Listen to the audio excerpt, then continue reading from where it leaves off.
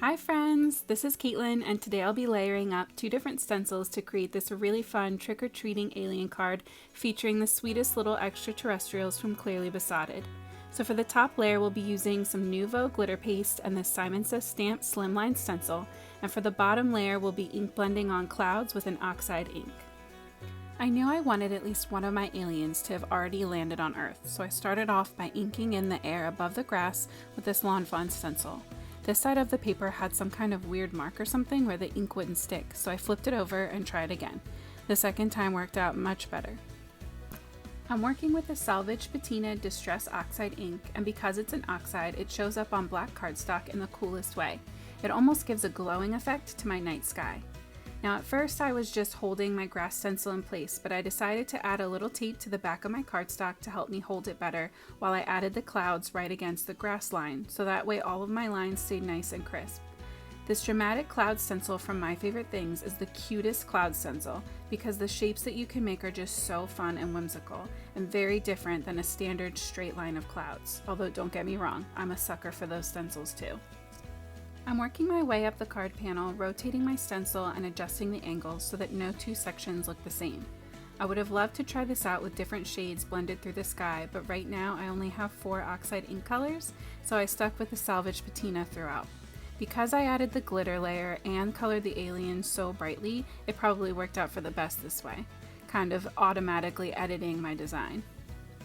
I've built up my Distress Ink Cube collection and my Oxide Spray collection because I was able to buy the smaller sizes of those and store them so easily. But now that I'm finally getting around to trying the Oxide ink pads and they blend so smoothly, it's going to be very hard not to immediately try to go out and get them all. Does anyone else out there suffer from full set syndrome, where you just have this urge to get the full range of something, all the colors? Please leave me a comment below if you do, and please tell me your tricks for fighting it if you've been able to figure any out. Although, from many of the people I follow on Instagram's pages, it seems like we're all kind of fighting a losing battle here. I cleaned off my stencils with the Lawn Fawn stamp chamois, which clearly has seen better days, and then I got ready for my favorite part. I added tape to the back of the cardstock at the top and bottom and put my grassy stencil back in place so that I could make those bubbles go all the way to the ground without crossing the horizon line. Once I had this slimline stencil where I wanted it, I opened my Nouveau crystal paste, and if you aren't using a piece of Glad press and seal on the top of your paste jars, you are seriously missing out. I learned this trick from Amy R. over at Prairie Paper and Ink, and it really does help keep your paste from drying out. I'm in love with this glitter paste because the iridescent color really works for any color scheme. I'm just using a cheap plastic putty knife to spread a thin, even layer over the stencil and then scrape up any extra and put it back in the jar. It doesn't look like much with the stencil still on and sitting flat on the table, but when you peel the stencil away and see it in the light, it really does pack a punch. All of the specific names and colors for the products I used will be listed in the description box below, with links when I can. Some of those links are affiliate links, which means that if you make a purchase of anything from the site after connecting to it from the link, I make a small commission off of that sale. It doesn't cost you anything extra, but it does go a long way in helping to support my channel. It's very important to me to always be very clear and honest with you guys about what I'm posting. So there we go. Now on to the coloring.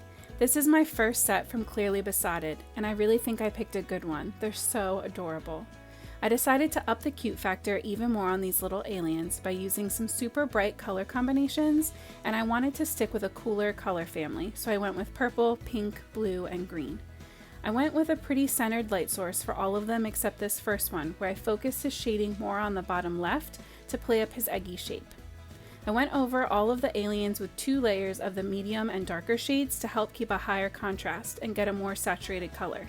For this little guy, I also added in some dots with the darker markers just to give him more detail, and shaded in the one side of that big old eye, making a comma shape and blending it out just to give it more of a glossy look. This little green alien might be my favorite. His expression is so cute with that underbite.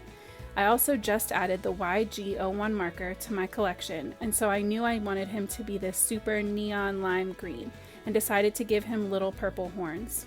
I know I say this all the time, but these stamps could be colored 50 times and never look the same. There are just so many possibilities for filling them in, and because they're aliens, there's no rules. They could be rainbow striped and no one could tell you you're wrong. I absolutely love that about them. This little wrinkly guy made me think of the blob mixed with a caterpillar, and I don't know why, but something in my brain said he needed to be blue. I waited until the end to color their buckets because I wasn't sure if I wanted them to all be the same color or not yet. I think it's really fun to sit down sometimes and create without a clear plan in mind. Just create and see where you end up. It's really freeing. This last little guy has this flappy hair thing going on, and I really wanted to play that up, so I added in shading to continue the artist-drawn lines and colored him so that he looks even more round and squishy. I love how these hot pink RV shades pop next to the other three colors, and I really think that this color scheme is fun and whimsical and has a nod towards Halloween without screaming Halloween from the top of its lungs, which I know is kind of a change for me. Once I saw them all colored in, I decided I wanted to give a nod to the traditional plastic pumpkin buckets that you can find at pretty much every Walmart in America right now for 97 cents. This way they would look like they were trying to blend in with all the other trick-or-treaters out on Halloween night. I colored them all in with the same orange color combo and then moved on to my UFO. I used cool gray markers to color it in, and I love that it's a little bit smaller than the alien so that in my scene it looks like it's way up high and gives that extra forced perspective.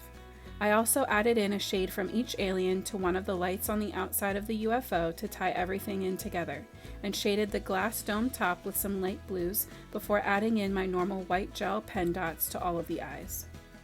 I went in with a Tombow black pen and gave each bucket a unique pattern, and then I fussy cut everything out.